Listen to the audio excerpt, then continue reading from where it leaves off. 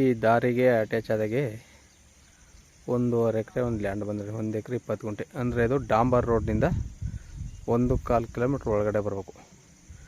ಇದು 30 ಅಡಿ metalling road. ಈ ರೋಡ್ಗೆ ಅಟ್ಯಾಚ್ ಆದಾಗಿ 1.5 ಎಕರೆ ಲ್ಯಾಂಡ್ ಬಂದು ಒಂದು ಕಡೆ ಫೆನ್ಸಿಂಗ್ ಹಾಕಾಗುತ್ತೆ. ಒಳ್ಳೆ ವಾಟರ್ ಬೆಲ್ಟ್ ಜಾಗ.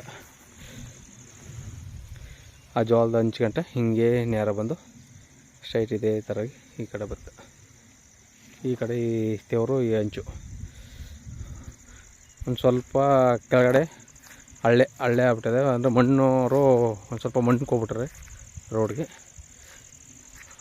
ಈ ಕಡೆಯಿಂದ ಮಣ್ಣು ತಳ್ಕೊಂಡು ಮಟ್ಟ ಮಾಡ್ಕೋಬೇಕು. ಸ್ವಲ್ಪ ಚೀಪ್ ಆ್ಯಂಡ್ ಬೆಸ್ಟಾಗಿ ಆಯ್ತು. ಒಂದು 13 ಲಕ್ಷ ರೂಪಾಯಿ ಹೇಳ್ತಾರೆ. ಕೂತ್ಕೊಂಡ್ರೆ ನೈಸ್ಲಿ ನೆಗೆಸೋಲ್ ಆಗುತ್ತೆ.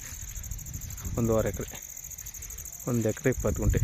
ಒಳ್ಳೆ ವಾಟರ್ ಬೆಲ್ಟ್ ಜಾಗ. 1.5 ಎಕರೆ ಲ್ಯಾಂಡು ಕಮ್ಮಿಗೆ ಬೇಕು ಅನ್ನೋ ನೋಡಿ ಸರ್. 13 ಲಕ್ಷ ರೂಪಾಯಿ ಹೇಳ್ತಾರೆ. ಒಂದು 12 ಗಂಟೆ ಆಯ್ತು ನೋಡಿ. ಚೆನ್ನಾಗದು.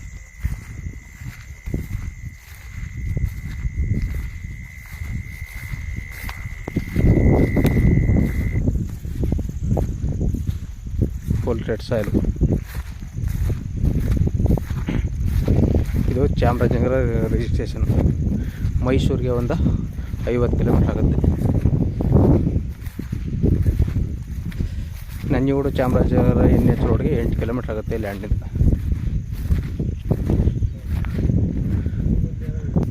ನೋಡಿ, ಒಂದು ಸ್ವಲ್ಪ ಮಣ್ಣು ತೋಡ್ಕೊಬಿಟ್ರೆ ಈ ಕಡೆಯಿಂದ ತಳ್ಕೊಂಡೆಲ್ಲ ಮಟ್ಟ ಮಾಡ್ಕೋಬೋದು.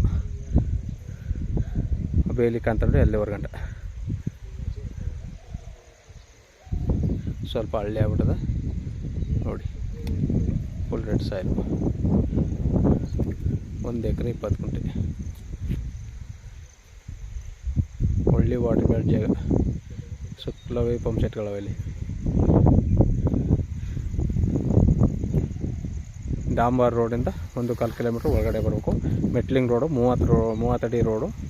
ಅಂದರೆ ಇದು ಸರ್ಕಾರಿ ರೋಡೆ, ನಕಾಸ ರೋಡು ನೋಡಿ ಸರ್. ಬೇಕು ಅಂದರೆ ಕೆಳಗಡೆ ನಂಬರ್ ಕೊಡ್ತೀನಿ, ಕಾಲ್ ಮಾಡಿ.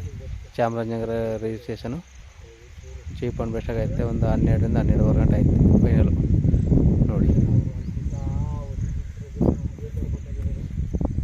ಧನ್ಯವಾದಗಳು.